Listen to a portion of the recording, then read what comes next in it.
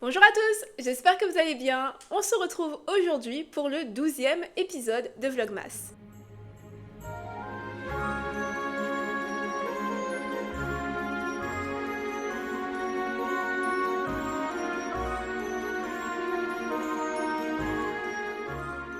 Les descriptions, c'est vraiment ce couteau à double tranchant dans les romans. Soit ça rend un récit beaucoup plus immersif, beaucoup plus tangible, soit au contraire, ça étouffe l'intrigue et ça rend un texte très lourd et très pénible. Certains auteurs, en particulier les underwriters, donc les auteurs qui écrivent des premiers jets plutôt courts qu'ils vont ensuite étoffer et rallonger, ces auteurs-là peuvent avoir de la difficulté à écrire de bonnes descriptions et juste à écrire des descriptions de manière générale. Souvent, la raison pour laquelle leur premier jet manque un peu de chair, c'est parce qu'il manque des descriptions. Au contraire, d'autres auteurs, les overwriters, donc les auteurs qui écrivent des premiers jets très longs, ont tendance à écrire beaucoup trop de descriptions. Entre chaque ligne de dialogue, il va y avoir une description, les regards que les personnages se lancent, le moindre geste, le moindre mouvement, la moindre respiration. Et je parle ici de moi-même, je fais beaucoup ça, c'est la raison pour laquelle mes premiers jets font toujours minimum 120 000 mots. Que vous soyez un auteur qui fait trop de descriptions ou un auteur qui n'en fait pas assez,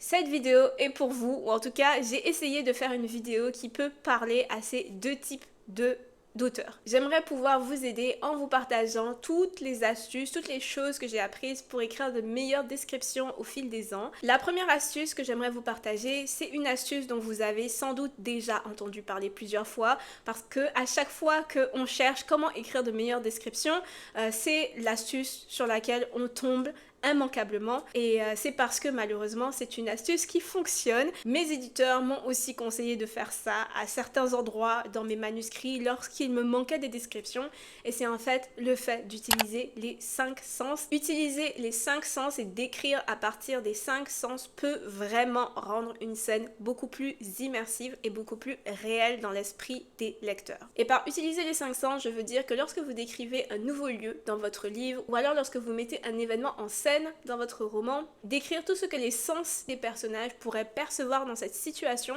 peut rendre la scène beaucoup plus facile à imaginer. Souvent, on va se contenter de décrire ce que les lecteurs pourraient voir ou ce que les personnages voient dans une scène. Même si décrire ce qu'on voit, forcément ça contribue à l'immersion, c'est déjà très bien. Décrire aussi ce qu'on pourrait entendre, ce qu'on pourrait sentir, ce qu'on pourrait ressentir peut apporter un gros plus à une scène. Par exemple, disons qu'on a une scène, dans cette scène il y a deux personnages qui sont debout au milieu d'un champ et ils sont en train de discuter. On peut décrire le champ, on peut décrire de quel genre de champ il s'agit, ce qui pousse dans ce champ, est-ce que c'est un champ de blé, est-ce que c'est un champ de tournesol. C'est déjà un très bon point de départ de décrire à quoi le champ ressemble, s'il est très grand, s'il est très petit ou s'il y a une ferme au loin et rien d'autre sur des milliers et des milliers de kilomètres. Donc juste décrire ce que les personnages voient ou ce que les lecteurs pourraient voir s'ils se trouvaient à la place des personnages, eh bien c'est déjà un bon point de départ pour rendre la scène plus immersive. Maintenant, on peut rendre la scène encore plus immersive en parlant de ce que les personnages peuvent sentir par exemple. Donc est-ce qu'ils sentent une odeur de foin,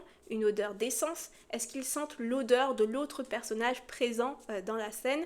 Il y a plein de choses que les personnages pourraient sentir et ça pourrait venir rendre la scène encore plus immersive et donner encore plus de caractère et de personnalité à la scène. Maintenant, en ce qui concerne l'ouïe, on peut décrire ce que les personnages entendent. Est-ce qu'ils entendent des voitures passer, des oiseaux chanter? Et enfin, le toucher, qui a un sens que l'on peut facilement oublier, mais qui permet également d'ajouter plus de réalisme à la scène, d'asseoir un petit peu plus la scène. On peut parler de ce que la peau des personnages perçoit. Donc est-ce qu'ils ont froid? Est-ce qu'ils ont chaud? Est-ce qu'ils sentent le vent sur leur peau, dans leurs cheveux? Est-ce qu'ils ont la chair de poule? Ce genre de petites sensations, ça peut aussi rendre une scène plus immersive. Maintenant que cela a été dit, mon deuxième conseil, c'est qu'il ne faut pas avoir peur de prioriser les informations. On dit toujours que utiliser les 5 sens pour décrire une scène, ça rend la scène plus immersive, je viens moi-même de le dire, et c'est vrai. Cependant, on n'a pas toujours besoin de tout décrire. On n'a pas besoin d'utiliser toujours tous les sens des personnages. Parce que si on fait ça, on se retrouve facilement avec des textes texte très lourd et avec beaucoup trop d'informations. C'est une erreur que je fais moi-même souvent, surtout lorsque j'écris mes premiers jets.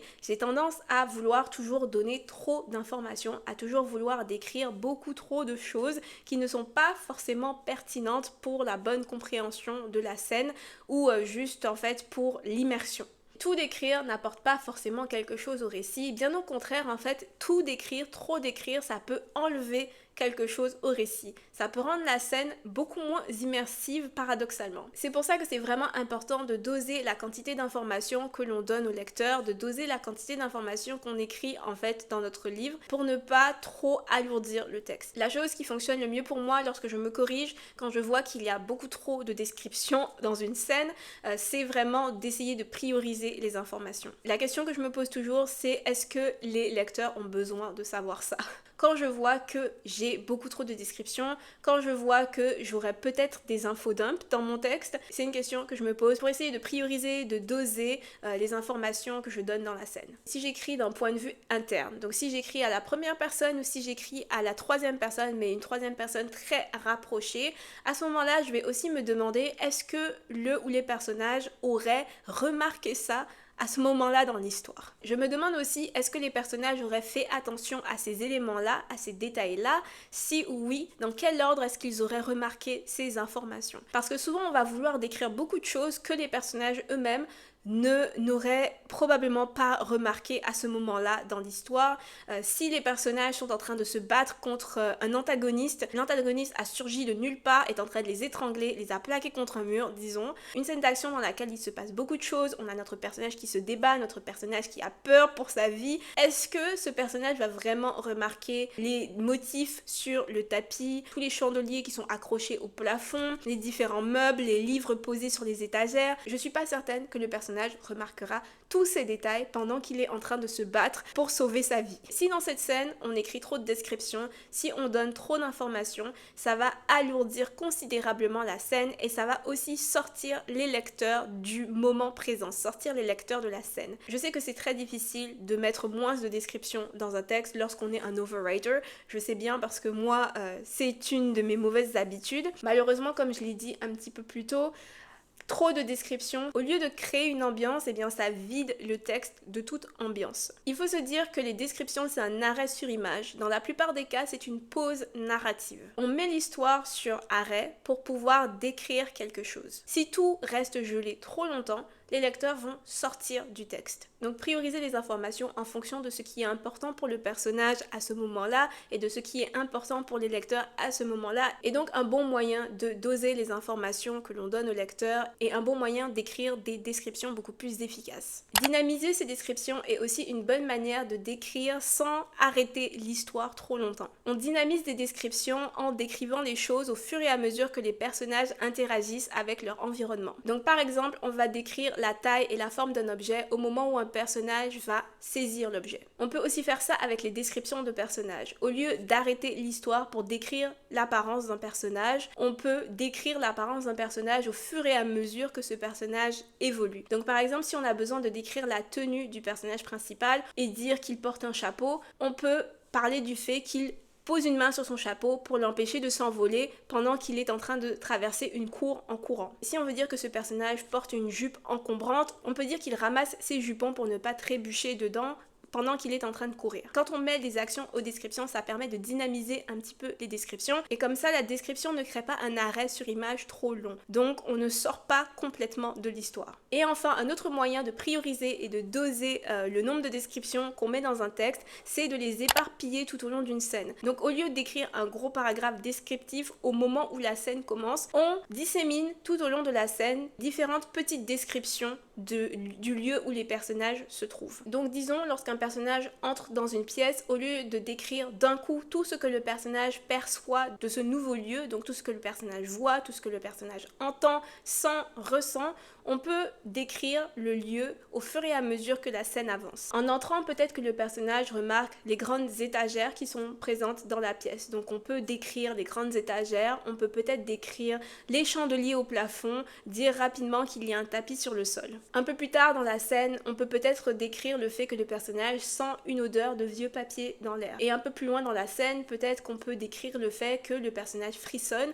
parce qu'il y a des courants d'air qui entrent par le carreau brisé de la fenêtre. Donc il faut se dire que lorsqu'on fait une description, on n'a pas besoin de tout dire d'un coup. On peut décrire au fur et à mesure que la scène avance. L'important étant de prioriser l'information. Donc qu'est-ce que le personnage remarquerait en premier à ce moment-là de l'histoire en entrant dans cette pièce, et ensuite qu'est-ce qui est aussi important pour rendre la scène plus réelle, plus immersive, mais que le personnage pourrait remarquer après quelques minutes passées dans ce lieu. Mon troisième conseil pour améliorer ces descriptions est le suivant: je pense vraiment que dans 90% des cas, il vaut mieux être bref. Une chose vraiment importante qu'il m'a fallu apprendre au fil des années parce que je suis une grosse overwriter, une seule phrase, un seul mot peut créer tout un décor, peut créer une image hyper frappante. Je suis du genre à toujours vouloir développer mes idées sur plusieurs lignes. Même lorsque je parle, quand je raconte des histoires aux gens, je suis du genre à toujours vouloir tout mettre en contexte. Donc j'introduis toujours toutes mes anecdotes par de longues explications qui n'ont souvent rien à voir avec ce que je veux vraiment raconter pour ensuite revenir vers ce que j'ai vraiment envie de dire. Je sais pas si c'est parce que je suis une autrice donc j'ai besoin que tout devienne une histoire.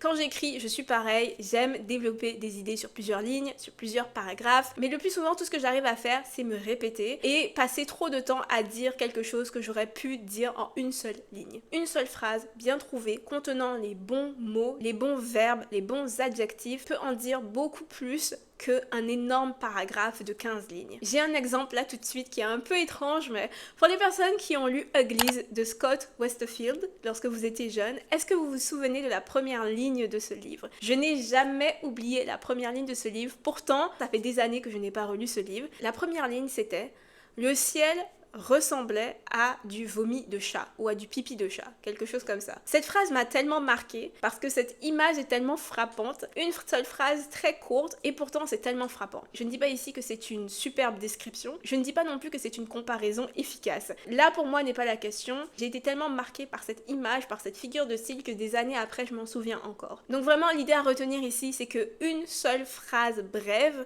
peut être beaucoup plus efficace qu'une énorme description. Des fois, on n'a pas besoin de rentrer trop dans les détails. On peut se contenter d'une phrase pour créer une ambiance très immersive. Ma quatrième astuce pour améliorer ces descriptions est très personnelle. C'est vraiment quelque chose que je fais personnellement, mais je n'ai jamais vraiment vu d'autres auteurs parler de ça. Et ce quatrième conseil, c'est de faire comme les impressionnistes et de se concentrer sur la lumière. C'est du moins quelque chose que j'aime beaucoup faire lorsque je fais des descriptions. J'aime beaucoup me concentrer sur la lumière lorsque je décris des scènes, lorsque je décris des personnages, lorsque je décris des moments importants. La lumière, les ombres, c'est un véritable cadeau, honnêtement. Ça peut changer toute une description, ça peut changer toute une ambiance, ça peut complètement changer la manière qu'on perçoit une situation. Comment la lumière tombe dans les yeux d'un personnage, comment l'ombre empêche de voir les traits d'un autre personnage et les expressions de son visage. Toutes ces petites choses-là, la manière dont on le dit, ça peut vraiment créer une ambiance et influencer la manière dont on va percevoir cette scène. On m'a aussi souvent dit que j'ai des descriptions très visuelles et je pense que c'est lié à ça. Comment la lumière tombe dans la neige, quel reflet la lumière trace dans les cheveux des gens, pour donner plus de vie, plus de couleur à vos descriptions. Si vous avez l'impression que quelque chose manque, je vous conseille de ne pas hésiter à vous concentrer sur la lumière, à parler des ombres, à parler des reflets,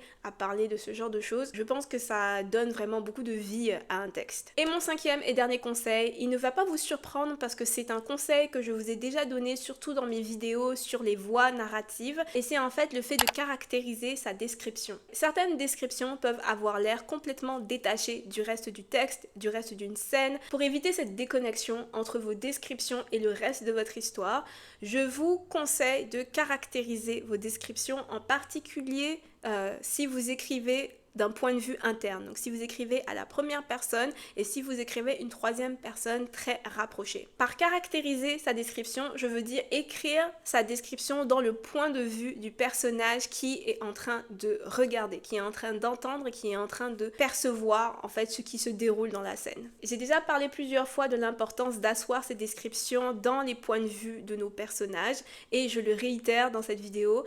Je pense vraiment que ça peut tout changer parce que je pense que ça peut vraiment donner beaucoup plus de couleurs, beaucoup plus de vie à une description. Dans une ancienne vidéo dans laquelle je vous partage des exercices d'écriture à faire pour améliorer son style, je pense que je vous ai parlé d'un exercice qui consiste à décrire une pièce, décrire un lieu du point de vue de différents personnages, donc de décrire un même endroit au même moment du point de vue de différents personnages avec des expériences de vie différentes. Je mettrai le lien vers cette vidéo dans la description, mais c'est un exercice que je vous recommande vraiment si vous avez de la difficulté à donner plus de caractère à vos descriptions et à asseoir vos descriptions dans les point de vue de vos personnages. Deux personnages avec des personnalités différentes, avec des expériences de vie différentes, ne décriront sans doute pas une même pièce de la même manière. Ils remarqueront sans doute des choses différentes dans un ordre différent, prioriseront des informations différentes. Et donc c'est pour ça que c'est vraiment important de savoir caractériser ces descriptions parce qu'on peut comme ça donner déjà plus de vie à ces descriptions et aussi finalement rendre ces descriptions beaucoup plus immersives. Désolée, j'utilise encore ce mot, mais c'est vraiment le mot.